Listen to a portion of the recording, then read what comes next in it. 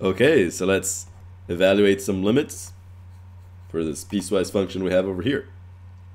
And I'm going to start by just sketching the graph of the piecewise function. If you're already comfortable with that, you can move ahead and watch just when I explain the limits. So anyways, so here we have y equals x squared plus 1 when x is smaller than 2. And here we have x equals 2. So to the left of this, so in this area here, the graph is just going to be, or the function is just going to be defined by x squared plus 1. And what does that look like? That's just a parabola, right, with a y-intercept of 1. So that's the y-intercept here, which also happens to be the vertex. If you're in doubt regarding what this looks like, why not just make a table of values? You can always do that. Plug in some values here. So let's say if I plug in 0 for x, I get 0 squared plus 1, 1, right? What about 1? 1 squared, 1 plus 1, 2, right? You can keep going, but I know what this is going to look like. It's just going to be a parabola. It's going to have a shape of going over 1 up 1, over 2 up 4, over 2 up 4. We can't include this point here, though, so I'm going to make an open dot. And why is that? Because the function is just going to be x squared plus 1 when it's smaller, when x is smaller than 2, but not equal to it. So it's going to look like this, basically. It ends right there, right? And over here, we also go over 3 up 9. So it's going to look like this, more or less. Should have been straighter, but that's okay, I guess. And great. Now, what happens beyond 2? Between 2 and 4, including the 2, we have x plus 3. What is that? That's actually just a straight line with a slope of 1. There's a hidden 1 there. And the y-intercept of 3. So it would start here and go up this way because the slope is over 1 up 1, over 1 up 1. But it only starts when x equals 2, right? So it actually starts here and goes only up to 4. And we can't include the value of, or whatever that value is when x equals 4. X equals 4 over here. Great. What about beyond this, to the right of x equals 4? So when x is greater than or equal to 4, we just have the square root of x. So what value do we get here? If I plug in a 4 for x, I get 2, right? Because the square root of 4 is just 2. So y is 2. Okay? So, great. What else? What happens to the right here? Well, if I have, let's say, if I have the root of 9, I know that's going to be 3. So 4, 5, 6, 7, 8, 9. So up 3. So it's gonna look something like this. And it keeps going forever.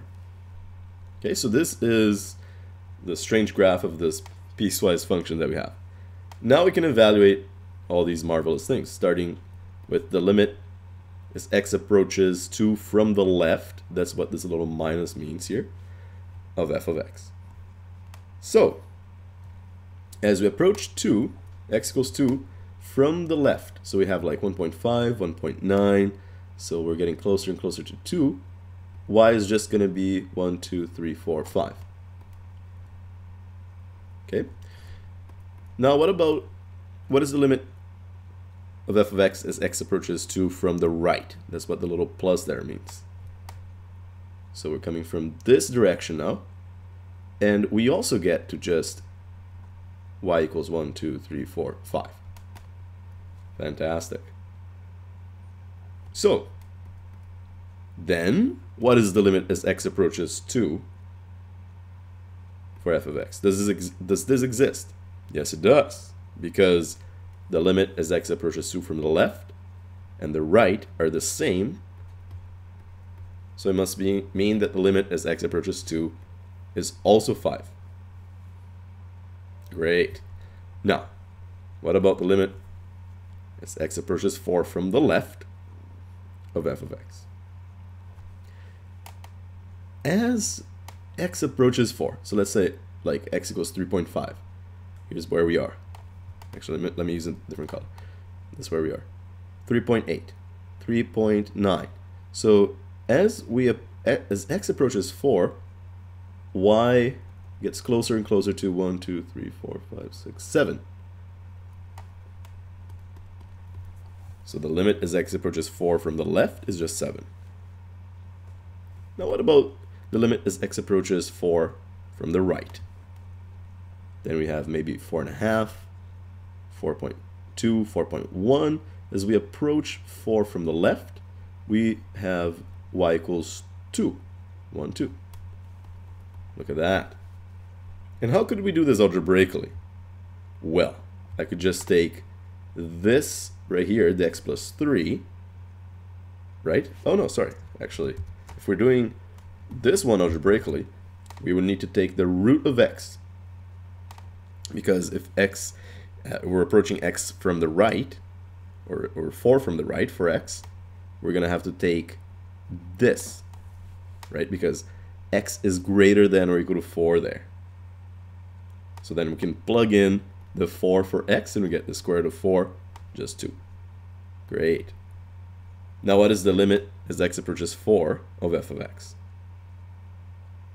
The limit from the left is 7, the limit from the right is 2. So the limit as x approaches 4 just doesn't exist. DNE doesn't exist. Because these guys are different. They would need to be the same in order for this to exist. Fantastic. Now what is f of 2? If I plug in a 2 into the function here, what do we get? Well. If x equals 2, we're looking at this part here, the x plus 3, right? Because when x is between 2 and 4, including 2, we have x plus 3. So we can plug in a 2 here, and 2 plus 3 is just 5. 5 right here. And finally, what is f of 4? Then we would be looking again at the square root of x. Because we know that when x is greater than or equal to 4, we have root x. And root 4 is just 2. That's it. Hopefully I made good sense. Longer video than what I'm actually used to doing. And but yeah, hopefully it made sense to you. And good luck.